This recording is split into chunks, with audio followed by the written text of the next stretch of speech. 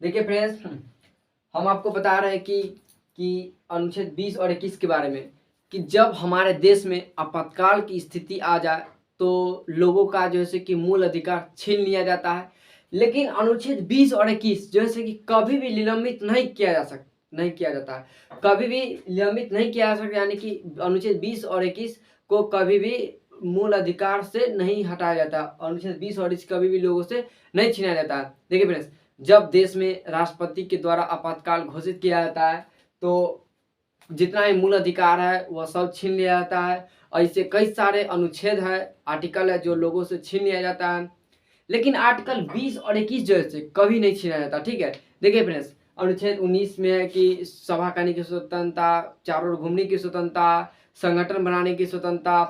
ठीक है, तो जब देश में आपातकाल की स्थिति रहेगी तो आप ये सब नहीं कर सकते हैं। ठीक है, लेकिन अनुच्छेद 20 और 21 जैसे कभी निलंबित नहीं हो सकता। अनुच्छेद 20 में क्या है कि दोष सिद्ध से संरक्षण, यानी कि किसी भी व्यक्ति को जबरदस्ती आप दोषी नहीं बना सकते हैं। ठीक है, और 21 में क्या है, प्राण एवं दैहिक की स्वतंत्रता, यानी कि कोई भी व्यक्ति किसी को जान नहीं लेगा, कोई भी व्यक्ति किसी को नहीं मारेगा, कोई भी व्यक्ति आत्महत्या नहीं करेगा, कोई प्रदूषण नहीं फैलाएगा। ठीक है, अगर आपातकाल की स्थिति में अगर अनुच्छेद 20 और 21 को भी निलंबित कर दिया जाता है तो देश में बहुत बड़ा संकट आ जाएगा। ठीक है, क्योंकि यह तो मूल अधिकार में है नहीं, मूल अधिकार से तो छीन लिया गया है।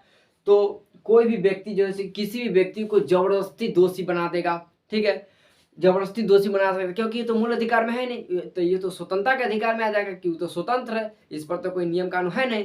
तो कोई भी व्यक्ति किसी भी व्यक्ति को बिना मतलब के दोषी बना देगा, एकदम जबरदस्ती दोषी बना देगा। ठीक है, और अनुच्छेद 20 के तहत, अनुच्छेद 21 के तहत कोई भी व्यक्ति किसी भी व्यक्ति को मार देगा, जो जिससे दुश्मन रहेगा वो खचाखच यानी कि सबको एक बार मार देगा, क्योंकि कोई तो बोलने वाला है नहीं और मूल अधिकार में भी तो है नहीं। तो कोई भी एकदम खूब प्रदूषण फैलाएगा, कोई भी व्यक्ति जिससे दुश्मनी रहेगा उस सबको एकदम मार देगा, क्योंकि उसके लिए तो कोई नियम कानून होगा नहीं, उस वक्त उसे कोई चीज़ का तो डर है नहीं, तो सबको मार देगा। ठीक है, उसके बाद तो ये सब, इसीलिए अनुच्छेद 20 और 21 को कभी निलंबित नहीं किया जा सकता। ठीक है, कभी निलंबित किया भी नहीं जाएगा। ठीक है फ्रेंड्स, तो ये आपको समझ में आ गया होगा। अब हम लोग इधर चलते हैं। ठीक है, देखिए फ्रेंड्स, भारतीय संविधान का जो भाग 3 मूल अधिकार है वह अमेरिका से लाया गया, यानी कि अमेरिका के संविधान से लाया गया। भारतीय संविधान में जो आप मूल अधिकार देखते हैं, जो भी इसकी मूल अधिकार का जो ढांचा है वह अमेरिका से लाया गया। ठीक है, मूल अधिकार का जो संरक्षक है वह हाई कोर्ट तथा सुप्रीम कोर्ट है। मूल अधिकार का संरक्षक तो सुप्रीम कोर्ट को ही माना जाता है, लेकिन कहीं ना कहीं इसकी भूमिका जो है कि हाई कोर्ट भी निभाता है, इसलिए मूल अधिकार का जो संरक्षण हाई कोर्ट और सुप्रीम कोर्ट दोनों है। ठीक है फ्रेंड्स, देखिए फ्रेंड्स, अब हम आते हैं भारतीय संविधान द्वारा कुल 7 मौलिक अधिकार प्राप्त है, उसके बारे में हम लोग विस्तार से अभी चर्चा करेंगे। देखिए फ्रेंड्स, मौलिक अधिकार जो है कि 7 प्राप्त थे, लेकिन वर्तमान में अभी 6 ही मौलिक अधिकार प्राप्त है। और संपत्ति का अधिकार जो है कि ये संपत्ति का अधिकार जो है कि यह समाप्त कर दिया गया, और यह जो है कि मूल अधिकार अब नहीं है, और 44वां संविधान संशोधन के द्वारा इसे समाप्त कर दिया गया। ठीक है फ्रेंड्स, तो हम लोग अब इसके बारे में बात करते हैं। देखिए फ्रेंड्स, तो संविधान द्वारा हमें अभी कुल वर्तमान में 6 ही मौलिक अधिकार प्राप्त है। वह है समता का अधिकार, स्वतंत्रता का अधिकार, शोषण के विरुद्ध अधिकार, धार्मिक स्वतंत्रता का अधिकार, शिक्षा एवं संस्कृति का अधिकार, संवैधानिक उपचार का अधिकार। ठीक है फ्रेंड्स, तो इसके बारे में हम चर्चा करेंगे। देखिए फ्रेंड्स, समता का अधिकार, समता यानी कि समान बराबर, समता का अधिकार यानी कि समान बराबर, और जो से कि यह आर्टिकल 14 से लेकर के 18 तक में आता है। समता का अधिकार आर्टिकल 14 से लेकर के 18 तक में आता है। देखिए 14 में क्या गया है कि 14 में क्या गया कि भारतीय संविधान के अनुच्छेद 14 में है कि 14 में क्या गया है कि कानून सबके लिए समान है तथा कानून भी सबको समान नजर से देखेगा। ठीक है, विधि के समक्ष समानता, अनुच्छेद 14 विधि के समक्ष समानता है, कानून सबके लिए समान है तथा कानून भी सबको समान नजर से देखेगा। ठीक है, अनुच्छेद 14। अनुच्छेद 15 में क्या आया कि धर्म, लिंग, जात स्थान आदि के भेदभाव पर नहीं किया जाएगा, ये समानता का अधिकार है, ये सब समान है। 16 में क्या गया है कि लोक नियोजन सरकारी नौकरी में समानता, यानी कि सबको सरकारी नौकरी पाने का समान अधिकार, ठीक है। 17 में अपृष्ठता का अंत, 18 में उपाधि धारण नहीं कर सकते, ठीक है। तो ये सब किसमें आता है? समानता का अधिकार में, यानी कि समान बराबर, ठीक है।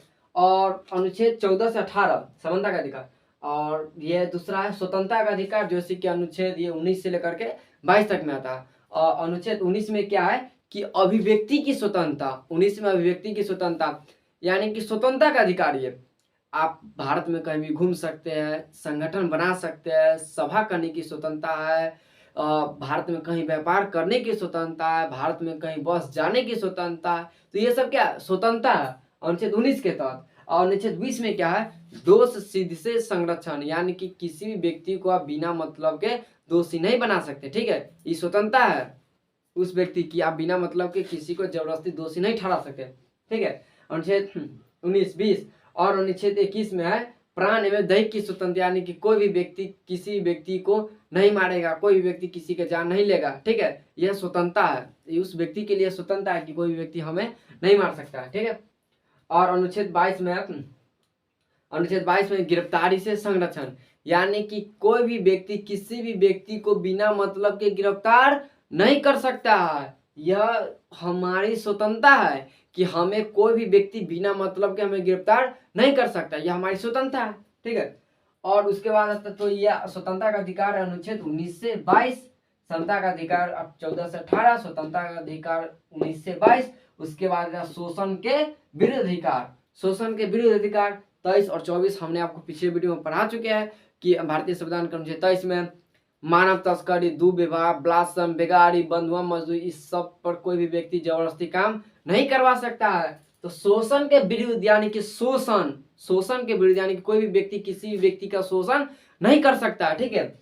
उसके बाद 23, उसके बाद है 24 बाल श्रम नियोजन, यानी कि 14 वर्ष से कम उम्र के बच्चों से आप जबरदस्ती यानी कि कोई खतरनाक काम नहीं करा सकते हैं। तो ये सब क्या है, किस में आता है? शोषण में आता है। जब किसी व्यक्ति से हम कोई जबरदस्ती करते हैं तो ये शोषण होता है। तो ये शोषण के विरुद्ध अधिकार, ये भी मेरा अधिकार है कि शोषण के विरुद्ध, यानी कि कोई व्यक्ति हमारे साथ शोषण कर रहा है तो उसके विरुद्ध हम आवाज उठाए, यह मेरा अधिकार है, इसीलिए शोषण के विरुद्ध अधिकार, ठीक है। उसके बाद आता है धार्मिक स्वतंत्रता का अधिकार, धार्मिक स्वतंत्रता का अधिकार, यानी कि धर्म के मामले में भी हमें स्वतंत्रता का अधिकार है। और वे क्या है? तो अनुच्छेद 25 से लेकर के और 28 तक, इसके बारे में हमने भी वीडियो में बता चुके हैं। अगर आप लोग को नहीं देखे पीछे का वीडियो तो जाकर जस्ट देखे, तभी आपको ये सब समझ में आएगा। तो धार्मिक स्वतंत्रता का अधिकार 25 से लेकर के 28। 25 में क्या है? अंतःकरण की स्वतंत्रता, यानी कि कोई भी व्यक्ति को किसी भी धर्म का प्रचार कर सकता है, किसी भी धर्म को अपना सकता है। 25 और 25 में और 26 में है भारतीय संविधान का अनुच्छेद 26 में 25 में ये धार्मिक स्वतंत्रता का अधिकार, 25 और 26 में है कि धार्मिक कार्य को भी कर सकते हैं आप अस्थायी रूप से, जैसे कि सड़क पर नमाज पढ़ना, और दुर्गा पूजा में जो आप कहीं भी पंडाल लगा देते हैं अस्थायी रूप से, वो तो अस्थायी होता है नहीं, अस्थायी रूप से, तो इसका अधिकार है कि धार्मिक स्वतंत्रता का अधिकार है, धर्म के मामले पर आप कहीं भी कोई भी कार्य कर सकते हैं, कहीं भी और कोई भी किसी भी टाइम कर सकते हैं, लेकिन वो अस्थायी नहीं, अस्थायी होना चाहिए, ठीक है। ठीक है, तो 28 तक ये है। 27 में है कि धर्म पर रखे गए धन पर टैक्स नहीं दिया जाएगा, ठीक है। 27 और 28 में ये सब आता है, ठीक है। और शिक्षा एवं संस्कृति का अधिकार, अनुच्छेद 5 में क्या कहा गया कि शिक्षा एवं संस्कृति का अधिकार, तो अनुच्छेद 29 और 30 तो आपको पढ़ाई किए है। तो अनुच्छेद 29 में क्या है कि अल्पसंख्यक के लिए शिक्षा संस्कृति, और 30 में है कि खुद का संस्था। याद कीजिए पंडित जी की कहानी, अगर पंडित जी की कहानी आप नहीं सुने तो जाके पीछे का वीडियो देखिए, तभी आपको समझ में आएगा पंडित जी की कहानी, हमने उसमें विस्तार पूर्वक बताया। तो शिक्षा एवं संस्कृति का अधिकार, ये भी पाने का मेरा अधिकार है। शिक्षा और संस्कृति, हम अपने ढंग से अपने संस्कृति के अनुसार जी सकते हैं। अगर हम पंडित जी हैं तो गिरुआ वस्त्र, टीका, कंठ में रुद्राक्ष माला वगैरह पहन कर सकते हैं, इसका हमें अधिकार है, कोई हमें नहीं बोल सकता है। हम जो भाषा सीखना चाहे, जो विद्या लेना चाहे, जो शिक्षा ग्रहण करना चाहे कर सकते हैं, इसका हमें अधिकार है, कोई हमको नहीं बोल सकता है। इसीलिए शिक्षा एवं संस्कृति का अधिकार। उसके बाद है संवैधानिक उपचार का अधिकार। देखिए फ्रेंड्स, संपत्ति का अधिकार जो अनुच्छेद 21 में था उसको अब समाप्त कर दिया गया है। संपत्ति का अधिकार अब कानूनी अधिकार हो गया है। जैसे कि अगर आप कोई जमीन खरीदने जाइए तो इसके लिए आपको कानून का सहायता लेना होगा। जैसे कि जमीन खरीदने जाइए तो आपको दाखिल खारिज करना पड़ता है। तो ये कानूनी अधिकार हो गया, अब ये मूल अधिकार नहीं है। ठीक है, और साथ में आते हैं संवैधानिक उपचार का अधिकार, अनुच्छेद 32।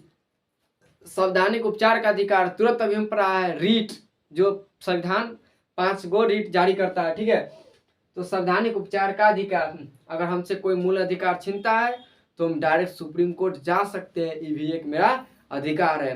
ठीक है फ्रेंड्स, आई होप कि आप लोग को समझ आ रहा होगा। अगर नहीं आता है तो हमसे आप संपर्क करें, हमें कमेंट बॉक्स में जरूर बताएं कि हाँ ये नहीं समझ में आ रहा है। ठीक है फ्रेंड्स, आई होप कि आप लोग समझ रहे होंगे। और फ्रेंड्स, हम आप लोग के लिए बहुत मेहनत करते हैं। ठीक है, तो हम चाहते हैं कि आप लोग समझें और अपने दोस्तों को बताएं, और ज़्यादा से ज़्यादा हो सके तो लाइक और शेयर और सब्सक्राइब जरूर करें, ताकि इसी से हम मोटिवेशनल होते हैं। आप लोग का सपोर्ट मिलेगा तो हम और अच्छे से बढ़ा पाएंगे और सारा संसाधन एकत्रित कर पाएंगे, ताकि पढ़ाने का जो साधन हो वो मेरे पास एकत्रित हो। ठीक है फ्रेंड्स, तो आई होप कि आप लोग ठीक ही होंगे। और जय हिंद, जय भारत, जय फ्रेंड्स। ठीक है।